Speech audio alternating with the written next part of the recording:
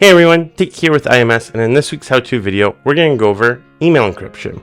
Now, when should I encrypt my email? And there's kind of different levels on what you can do it. I would say the most extreme is going to be if it's not public information, then I should be encrypting that email.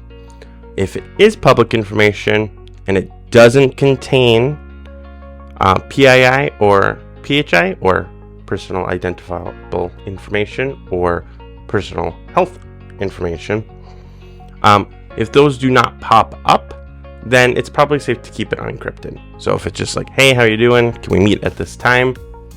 Unless again, it's some sort of top secret meeting, probably doesn't need to be encrypted.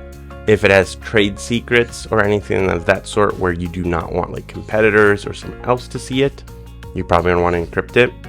If you have confidential passwords or again, any sort of personal identifiable information such as socials, phone numbers, emails, physical addresses, you name it, or in the health side of things, we definitely want to encrypt it. So what does encryption do? Basically, it locks that tunnel so that when the email leaves your mailbox, goes through the connection, which that's secure, that's encrypted because it's going through that path. But when it hits to their email box and then go for their email server, and then to their mailbox, that part's not encrypted. So if the email is not encrypted, what would happen is that if I'm just left my computer on, I'm not following best practices, someone walked by, they saw an email, saw that it was sensitive, and they double clicked on it, the email would just open up. The email is encrypted. It requires the user to re-authenticate that it is them. So if I send it to an Outlook account, I double click on it, it'll normally ask me to open up an OWA or Outlook on the web. I need to log in as myself, prove my two-factor authentication, and then I'm able to read the email. If it's going to a different source like Gmail or Yahoo or something, another email provider, when they get the email, they'll get a little message that says, hey, so-and-so sent you a secure email. Would you like to open it? You click open, it takes you to another link. It makes you log into your email account, Outlook, Yahoo, and then it will send you a one-time code to your email. You'll take that 6-digit code, enter it in, and then you're able to view that email in that new window. So again, it requires the user to re-authenticate, guaranteeing that encryption is for them.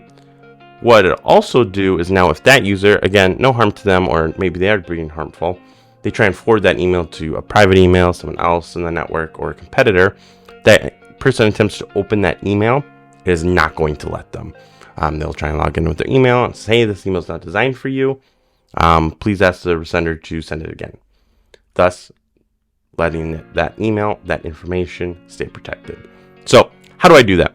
We're going to do it on Mac, but to do it on Windows, it's just as easy. And I'm using Outlook as my client. Every client's a little bit different, but majority of the users in the world use Outlook when it comes to business stuff.